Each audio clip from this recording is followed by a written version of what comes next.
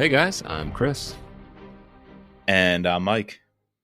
And welcome back to this week's No Limits, the Thriller Podcast. How you doing today, Mike? I'm doing great. A little something different coming on the pod for the next few episodes. TJ Newman time. I'm excited. I like when we do these like different books, we go outside of it's still a thriller, very much a thriller, but go outside of our typical big, the big three, I guess we have. Exactly. Or like if we had a Mount Rushmore, it would be, Mitch, Scott, James. Yeah. Who would that fourth person be?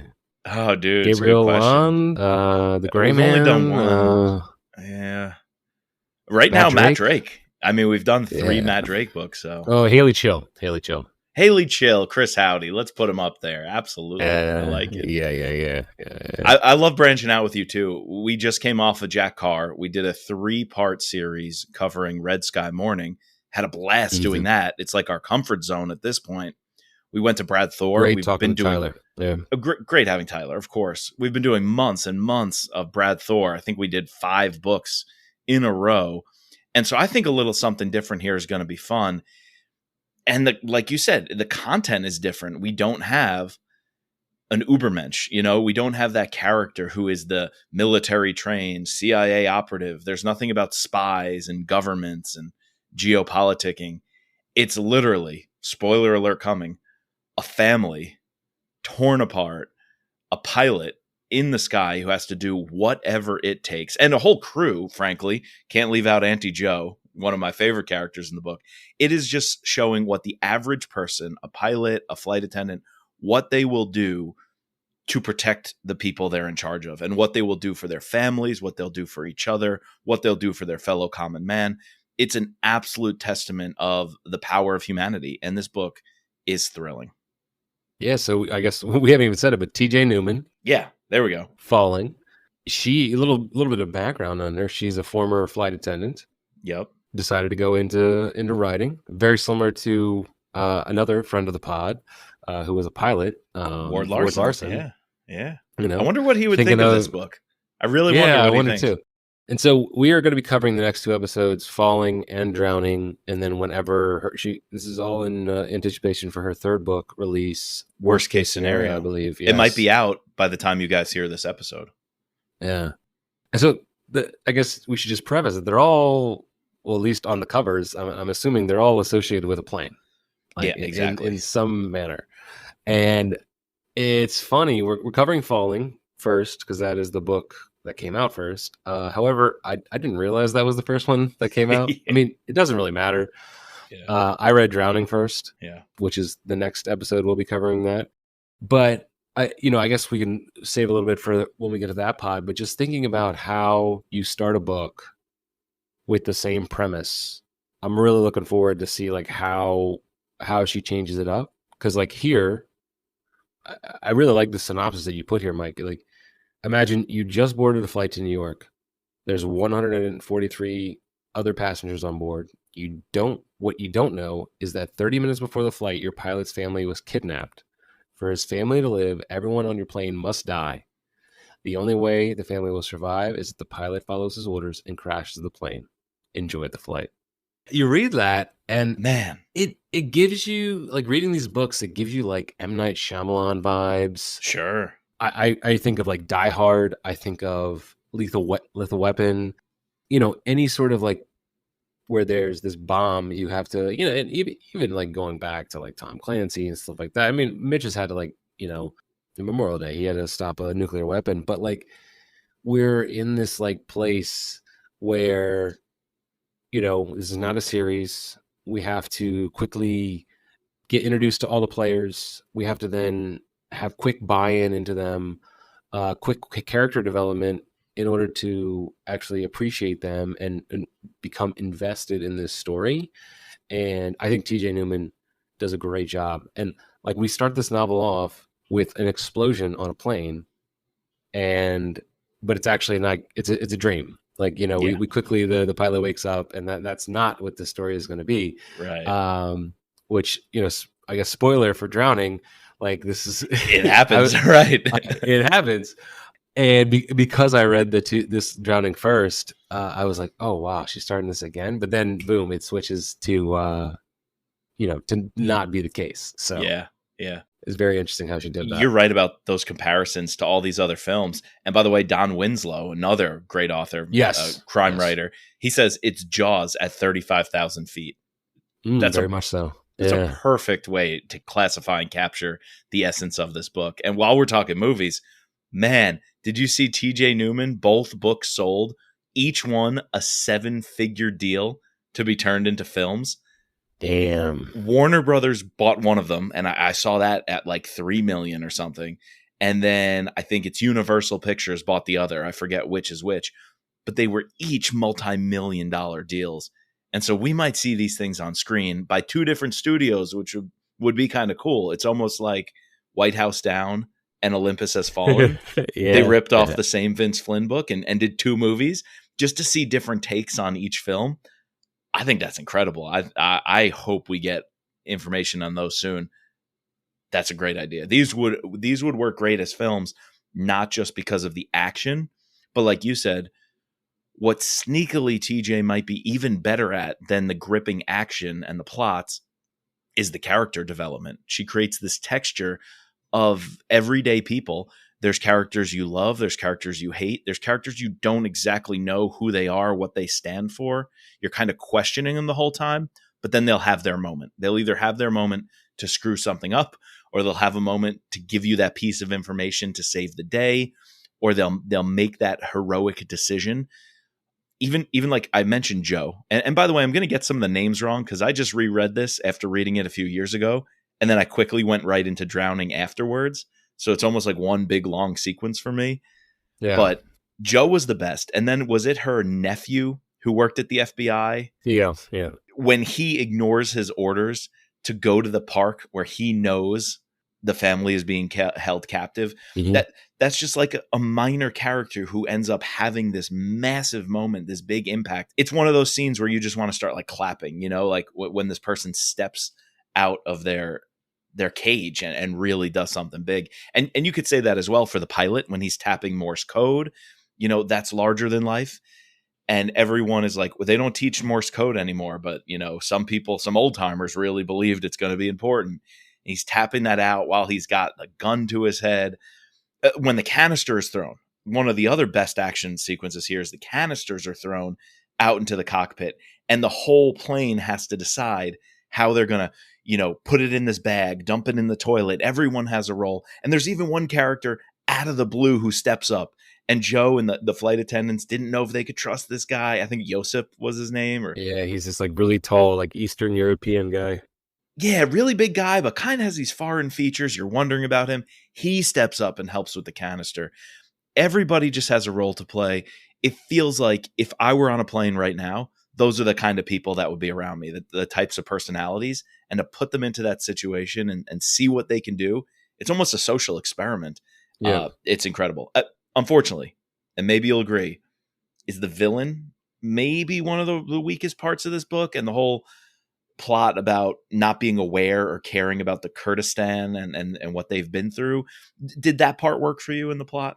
Yeah, I was gonna say, like, if we talk about like the basic premise of this, a little bit further than what the synopsis is, right? So this guy Ben, he's a pilot. He's been his family's been kidnapped. He has a son and a daughter and a wife, and he's been mysteriously like he has to fly this plane like his boss, and comes to find out like the way that he's been determined that he gets it is because they have blackmail, they have child pedophilia blackmail on like some high up guy at the coastal airways airlines. And so then he quickly gets this, not call, but an email on like first of all, everyone's texting on this flight. Is that like a normal thing now? Like I've never been able to get texting unless I have like the free Wi-Fi. Like, Yeah, I don't think I pay for the upgrades, but I'm assuming that's what people do nowadays. I don't okay. know. And I guess it's more anyways, common now. I haven't flown in a while. Yeah. yeah, but and then we're quickly introduced to this crew. We have Ben, Yep. we have Bill, the main pilot. We have Bill the Ben, pilot. Yep. the co-pilot. We have Big Daddy. Big He's a Daddy. character. Yes. Yes. We have this new girl. I think her name's Katie. and then obviously Joe. And I feel like Newman just does a great job of like giving each one of these characters like a little bit of a backstory that makes them intriguing, makes you like them. And then, we meet this Sam character who he's the cable guy or the Wi-Fi, the Right. cable guy there to fix the Wi-Fi. He's the one who orchestrates this entire thing. Spoiler alert, in cahoots with his best friend Ben, who happens to be Ben. the co-pilot. And their whole backstory is that they're Kurdish. Kurdish, and the American government turned their back on them, and they just want someone to have to make that choice. Like they could really care. This is not about 9/11. It's about forcing Americans to make a choice and to have. I don't know. I probably agree What with you. happened to That them? is, Yeah, they want to see what happened to them, how they were abandoned and betrayed by America, happened to somebody living a very comfortable yeah. middle class lifestyle who doesn't care about these global issues. Yeah. It's So very the thing Joker that, esque. Wouldn't you say it's kind of Joker esque? It's like yeah, hmm they want to. I don't know. It's not quite revenge. It's it's because strange. it's a I random don't know if I person, bought right? that. Yeah, There, yeah. he just happened to pick this random person because he knew Ben obviously worked on Coastal, and like they obviously, It's like look at you with your nice suburban family. yeah. I don't know. The emotional points of like getting a little bit more of his backstory, going home, his mom, his dad, like they were all set to come over here. Then his dad died, so he had to stay. He had to stay, but he told Ben to go. And then like getting more history, and like this is something that we've talked to Brad about, we've talked to Kyle about, even Jack, like putting these different real life events and making at least people like me, when they read these, I then go like look into these things further, like educating your readers through your Sure. books, you know horrible things that Turkey has done. I it's sad, and I think like I would have liked like I don't know, I would have liked, but like I felt like it would have been better if, instead of being a random person, somehow Bill Bill's father was like in the industrial, like the military industrial complex or something like that. I don't know. Sure. Would that, is that like a bigger buy-in than this idea of like you're just a random person we chose, or maybe that's better. Like you're right. It's very Joker-esque. Yeah, I just don't know. And then I guess maybe when I first read it, I was trying to buy into this idea of the hijacking. And while so much in the story, it scares the bejesus out of you. Like if you're on a flight and you've read this book, don't read this book on a flight. That's number one. Don't watch United 93 while you're, in flight entertainment. It's like, don't read this on a flight. All of that those sensations, those emotions felt real. The one thing I wasn't sure if it felt real is, could this hijacking have happened this way? And Mm. would a villain like this have approached it this way? And it's one thing that just kept blocking me out from believing it. And then in the end, it almost felt a little forced when the survivors, Bill and his family and his wife, are reunited, and they're like, we're going to educate ourselves and do everything we can to understand the Kurdish cause. And like, sure, yeah, that's nice. That's good. It felt a little forced and strange. It That was was the weirdest nice. chapter to It me. was That just a was strange chapter, right? So the whole time in my mind, I'm thinking the whole thing driving this plot, I don't know if I'm on board with. Yet the action and the tension is so gripping, I have to be on board. Like I was along for the ride. But when you really think about it, it didn't make me buy into the villain story as much. And the good thing is, when we talk about drowning next episode, I think TJ Newman makes one major move that makes that book way different. There essentially isn't a villain. So, spoiler alert. mm, What I like about Drowning the most is some of the villain questions and motivations, the things I had questions about here, are totally eliminated because the only villain there is the elements. We don't even really need to know or question why this plane broke. The fact that it's going down, We just got to deal with the here and now. So it's like physics is the villain. The elements, nature is the villain. And here I felt like the villain was a little forced. Yeah, it's interesting though. Like, there's that one scene where he like throws tea on the wife, Mm, and we're made to think that he's torturing her, but in fact, it was like cold tea.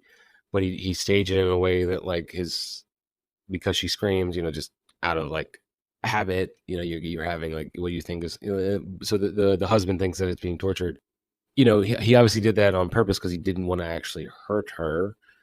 I don't know. Like, I think in that case, she's trying to TJ Newman is trying to make these characters more sympathetic in the sure. sense that they're not really that big of villains. However, although they put the same gas that like was used to kill their entire village on this plane, like two different canisters. Yeah. So the other part of that is I felt like more passengers would have died from that. Yeah. Does a trash bag like Glad is really that good? Like, Yeah. Again, that was a little weird. It again there's almost also felt like, there was a confusing scene where right before Joe comes up with this plan. We should also talk about this idea of, and I feel like I wanted her to play up that a little bit more.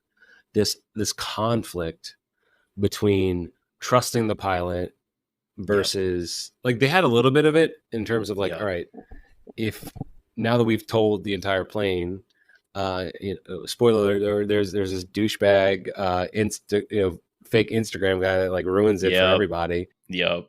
and I feel like in a real life case, like the flight attendants are getting taken down, and they're going to try to stop that pilot. They're not trusting the fact that like, oh, who are you to say I vouch for this guy, and he's not gonna crash the plane. He's gonna, Yeah.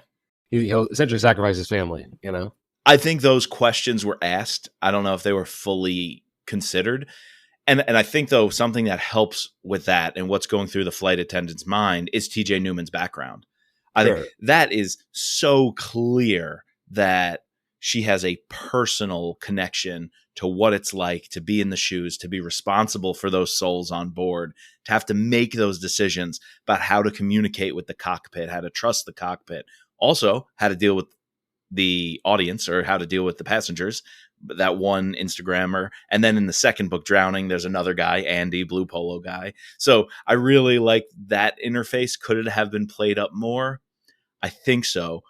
But one other time where this whole idea of trust the pilot, trust the process, is towards the end when we get the big twist. When this thing goes so high, it gets to the president's desk to make a decision about shooting down this plane. And they think it's headed for DC. That was the fake out. It was scheduled to go towards New York, and it's on course as is. And eventually the pilot is able to use these Morse code communications and let people know they're making me crash in DC. Right. And so the whole the continuity of government happens. We're starting evacuations, the airports and the airlines all around DC airspace is all out of whack. But the plane never deviates off course. It still goes towards New York. And that to me is the most exciting part of this book, when the dude, it's Ben in the cockpit, starts singing, "Take me out to the ball game." That was the moment. Again, it felt like Joker. It felt like the ships from when they're thinking about blowing each other up. Yeah, little the prisoners experiment. versus the normal people. Like, Exactly. yeah. Exactly. It just felt like that level of tension and gamesmanship. And what convinces, I guess, the president and others is the wife when she comes out in public and On the says, TV. "Mr. President," and she goes on TV and she uses the media and says, "Please trust my husband. He will land that plane. He told me he will land that plane, and he's not going to do anything else except land that plane." When the action was that tense and that high, to me, that was the best part of the book. Oh, and the Yeah. baseball game continues. The World Series Game 7 continues. I was going to ask you about that. Like, Dude. we quickly cut to like the center fielder who's the captain, and like they're going to evacuate, and he's like, there's no way we're getting out of here. Let's just keep playing. I thought that was kind of cool. That was kind of a cool touch. Like that, I don't think that would ever actually happen, but it was kind of a cool touch. That was just Mm, a great moment. yeah. Great moment. I think that was a cool twist.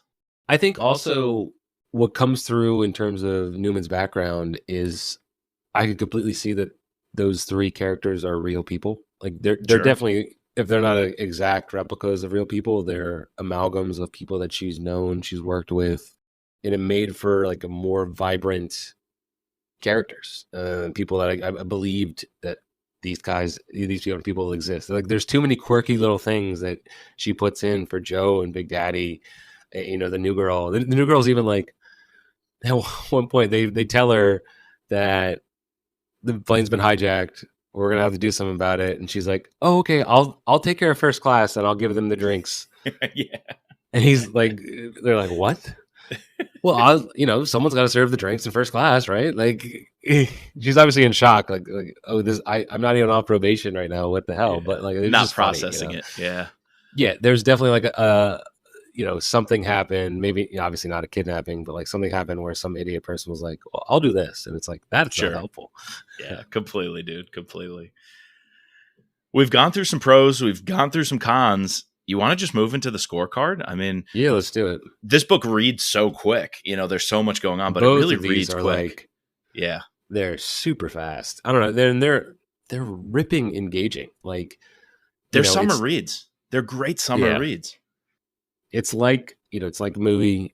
I could see it on the page, from the page to the big screen, just going right into action, suspense. I don't know. It's pretty crazy. Yeah. There's some flaws and some stagnant periods.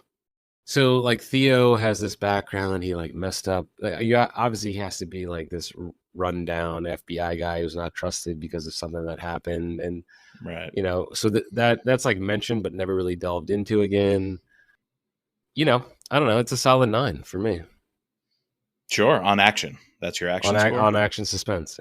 Yeah. I think some of the things happening up on the plane were really good action, but something about my buy-in to them was causing me not to be the highest marks. But then when that ending sequence happens, when Theo is chasing the guys down on the beach and with the campfires, and they are using all the little clues. I love that, how the pilot is giving Morse code He gets clues. in 2 separate accidents, like one in the car and then one on a motorcycle. Then right? one in the motorcycle, then pursues on foot. And then, one other thing here, a small critique. Can we get over the hostage having to use the bathroom excuse as a way to escape?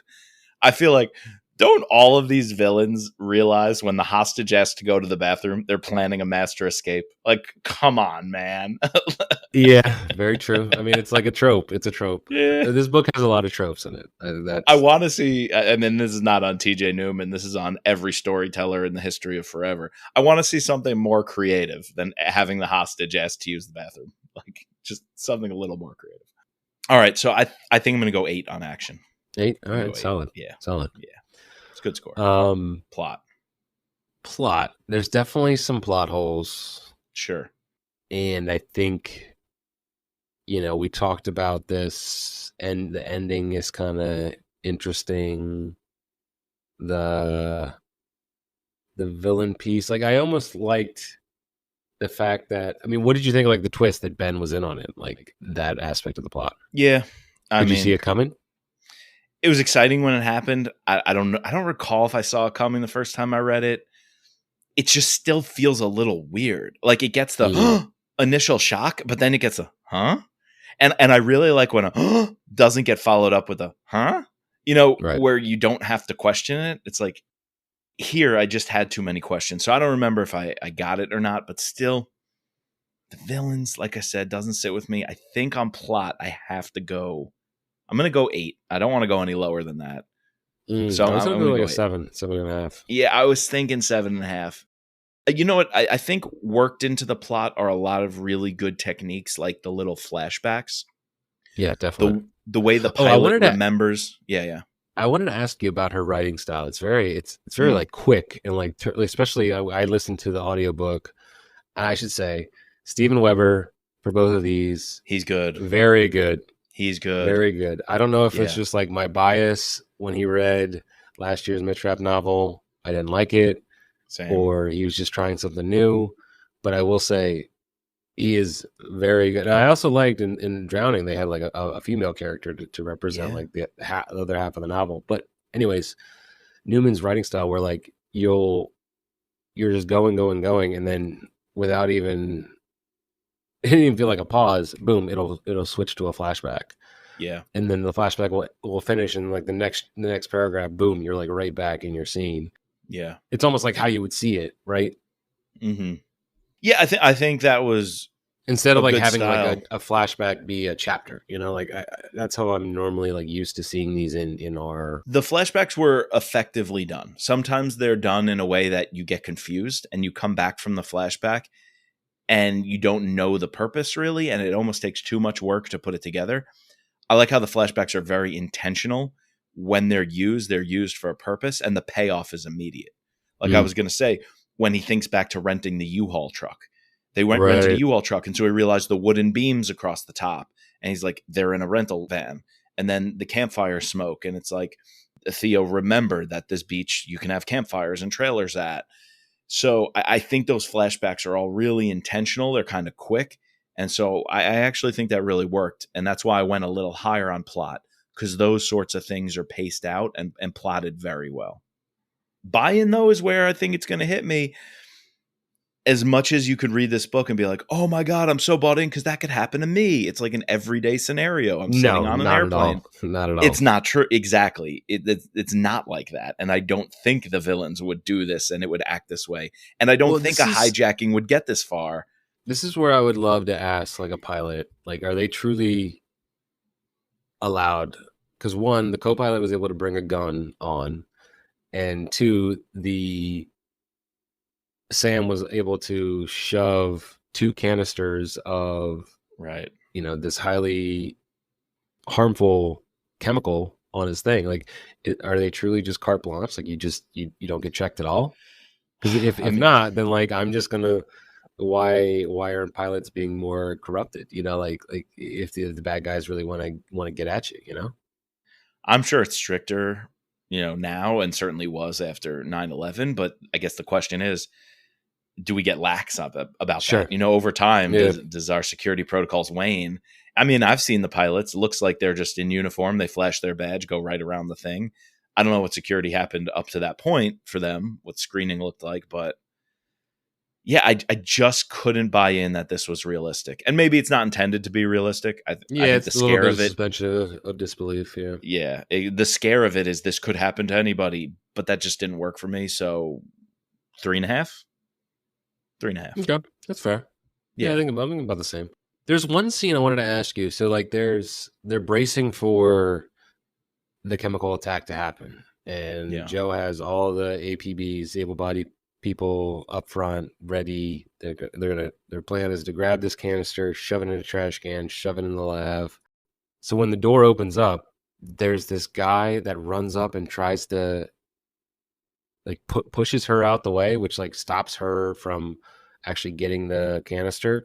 Was that guy trying to get access to the cockpit to take out the pilot? I was really confused during that period. Do you remember that? I don't recall that specifically, Oh, but most likely I think that's what it was, and or just a crazy passenger, because I bet flight attendants can speak to that of just irrational behaviors, particularly if something is going off script and there's a danger present. I can only imagine the irrationality of people. So I don't remember that one in particular. all right. Yeah, He was probably just maybe wigging out. maybe I'll find the chapter and tell you to reread it and Yeah, tell me what you think. yeah. So All bad right, guys, bad guys. 2, 2.5. 2.5, 2.5, 2.5. Yeah, Talked about it already. The good guys are great though. I mean, from the family and the yeah. boy, the son, when The he's son's really kidnapped, cute. he's Yeah. really cute. He wants to step up. He wants to kind of protect mom and sister. He even offers like to his own life. He does. Yeah, it's really, really something. There's powerful writing like that from TJ. I think Mm-hmm. the airplane stuff, being an insider, is her strength. Characters in general is her strength. And then having ordinary people do extraordinary things in ways that seem real and that we want to emulate and that Right. inspire us. I think that is definitely a strength of her writing. So I think good guys. I think I'm it's a going solid 5. like 4.5. You're on 5. All right, I'm I'm going going four and a 5. I half. really liked them. I think it's a great cast of characters. Don't forget Auntie Joe, I know she's great. And Big legend. Daddy. Big Daddy's great. In fact, this might as well be the time Joe makes her way into my limerick. Oh, all right. Give it to us. There once was a plane that was falling, and a pilot who had to keep stalling. As tension increased, Auntie Joe was a beast. Oh my, the action's enthralling. Very nice. Auntie Joe was a beast. All right. All Yes, right. I see it. I see it. 5 for I the see good it. guys for that. Setting is a tough one. Yeah. So, I mean, it's all on an airplane pretty much, besides, running through the streets of LA trying to Yeah. define this family. The house in the beginning in the suburbs. All right. Let's just say, like, how well do you think she described the plane and, like, the facets of the plane? I think that's expert. I felt like I knew every inch of that plane.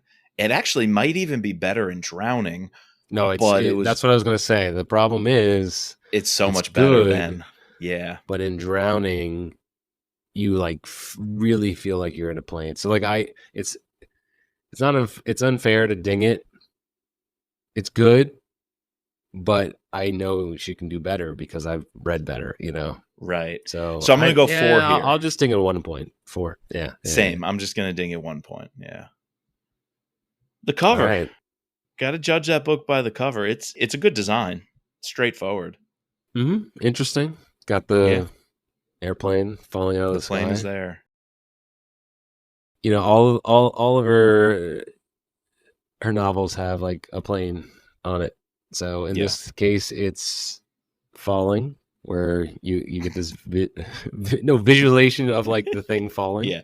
It's very vertical, right? With the text being so vertical, it creates that falling Yeah. sensation. Yeah. Actually, that's a neat design. And the colors are great with the black and the red for her name. Mm-hmm. It's good. I don't think I'd say it's great. No, it's not great. It's not great. It relates to the book though. We got to judge a book by Yeah, the cover. Judge a it's cover a by the book, I solid. should It's say. a 3. It's a solid 3 cover. It's a solid 3. You could make the argument 3.5. And I'm gonna make that. I'm gonna make that argument 3.5 because I like that it's kicking off a theme. It's almost like they kept with it through all 3 books because it was good enough. Where if it wasn't good enough, you wouldn't have kept it as a theme for all 3. So I think it established itself. It really established itself as a motif for what this series is about. So I'll go 3.5. To me, this book, this cover just screams like my next free book on my Kindle monthly thing. You True. know what I mean? True. Like Yeah. those kind of covers. Yeah. First reads or whatever. Yeah. Also, movie poster. That'd be a great movie poster. Yeah. I think the real one will have to look something just like it. Now the worst case scenario cover looks very interesting. Yeah. Do you know the plot of that one? Book 3? No, I don't. Dude. All right, read that later. I don't want to spoil anything for the people, right. but all I will say is a nuclear reactor plus plane equals problem. Okay. Yeah. All right. Very good. Simple math. We're going nuclear. Simple math. We're going nuclear. We're going nuclear. We took the nuclear option. That's good. All right. Who's your free space there, Mike? Man, since you asked who, I think you're going with characters. So let me not give Or characters. what is your free space? Sorry, I'm going to go with agnostic. the Yankee Stadium twist. That whole scene of the ball game continuing, everyone realizing this might be their last moment together. Enjoy it. The show must go on. I thought that was just a thrilling plot device. Late in the game, right? We've already had so many thrilling things developed. We almost needed an injection of energy. We needed that like adrenaline hit. And I think the Yankee Stadium scene gave this book new life and an adrenaline hit. Without it, if that didn't happen and they just saved the plane and it was going to hit DC and it didn't, I think this book would have been knocked down a few rungs. And that scene just injected a shot of adrenaline into it. So that's my 5 out of 5. Okay, I like it. So mine is character based, but not just a character. I have to preface this by like in Drowning, I actually like got a little emotional at times. Like I don't know, like Sure. I got taken away, even though it's it's Sure. just it's a story, like it's not real. Same. Um, but here, that I felt the same way when Big Daddy and Joe have this conversation where he picks up the phone. They're like getting ready, to do whatever they need to do, and he calls her, and she's like wondering why is he calling her? What does he need to say? Yeah. And he's just like, "Are you okay? Like, how you doing?" Like, and then finally he says like, I have no one to call. I had no one else to call. Yeah, I Yeah. have no one to call." And she's like, "Well, you called me." And I don't know. I just thought that was a very heartwarming scene. You could say that's quintessential. That was definitely going to that will definitely be a scene in the movie. That will be in the movie. Yep. Yeah, we could It play a was little game brilliant. like who do you think would be cast as the pilot? Like because that's there really isn't a main character, but I guess Bill is the main character, right? Yeah, no, he is for sure. Him and Joe, I would say. Hmm. Oof. Have you given some thought to this? I hadn't thought of it at all. I For would some love reason, Joe to be what's her name? Um, I have Joe in my mind. The whole book, I knew what she looked like, to me at least. I didn't put it to an actress. I thought Octavia Spencer the entire time. Sure. Sure. Yeah, Yeah. for sure. Very motherly. Very, yeah, Mama Bear. For the pilot, Bill, I was thinking, unfortunately, it's not possible, but like a Bill Paxton, someone with his like Mm, frame and aura and presence on screen. I don't know Glenn who that would Powell. be. Glenn Powell. Who's that? He's from he was just in that Oh, that guy. Yeah, yeah, yeah. Twisters movie. Sure. He's in Top Gun Maverick. Sure. Ryan Gosling. Yeah, it could be Ryan Chris Gosling. Chris Evans. I think there's a lot of people. It depends if you want to go older or younger. I guess he's got little Right. kids, so you can't go too old. Well, no, it's But an kid, remember? that's Because right. The second one is an uh-oh. Yeah, they were he's getting up it's like there. 11 years between the two kids. Yeah, So and the he wife was could in be her like older. mid 40s when Yeah. she had her. Yeah. Yeah. That's a good point. Could be a little older. Hmm. Interesting. I haven't given enough thought to this, but that's a good question. All right, we need to total up our scorecards here. Let me do some quick math. Interesting. I went a little lower than I thought I would. Oh yeah, I gave it a 39. And I got a 39 and a half. I think really good book. We talked about a couple of things that could be cleaned up to make it amazing.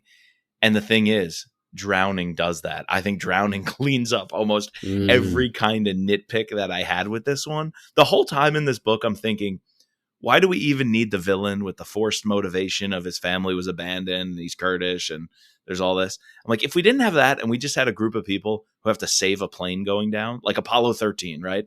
I remember thinking this the whole Well, time that's and what I'm like, drowning is. Like, exactly. I was like, what if we just had to band together for each other just to do something super heroic? And that's what Drowning essentially becomes. So yeah, I think a lot is cleaned up for that book. And this one, while amazing, didn't break into the 40s. I think that's just because you and I knew how good Drowning is. yeah, I wonder if we had, where it's our own bias if we hadn't read them back to back. And in my case, I read this one second. I think as I read this book, this score would have been a lot higher. Now that it's passed and it's been, what did it come out last year? 2 years ago. 2 years ago now. I think that's why I kind of forgot some of the details that I loved while reading it. Yeah. No, very very solid. But I mean, 39 is not, you know, No. rarely do most like a really good score is 45. Yeah. Yeah. It's not like we're over here giving it 50s everything. No, Mike, no. 47 is Michael, the highest we've done, I think. didn't you give a 50 to one Well, book? sure. That's not a real 50 though. Sure. Forgot about that. No, I think like again, in retrospect, this is a very very good start. And go and read Drowning if you haven't done that yet, and come check out our next pod. And this is the rare case where second books, I have to say, is better than the first. So I agree. I'll It doesn't leave it at happen that. often. Yeah. Yeah. Doesn't happen often, but when it does, it's special. And that happened here. All right, like I said, we'll be covering Johnny next time by TJ Newman. We need to thank our patrons, including our Deputy Director, Sherry F., our Special Operator, Jason C., our Special Agents, Ben, Daryl, Kevin, George, Matt, Peggy, Dawn, and Mark. Please subscribe, rate, and review to all 3 seasons. Go check out Scott Harvath Podcast, where we will be covering Shadow of Doubt, along with an exclusive interview with Brad Thor, where he gave us some exclusive material, he said. So go Sure. check that out. And as always, just don't fly. Just just don't fly. That's the moral of the story here. Don't ever get on the plane. Just let Joe be Be Joe. Joe.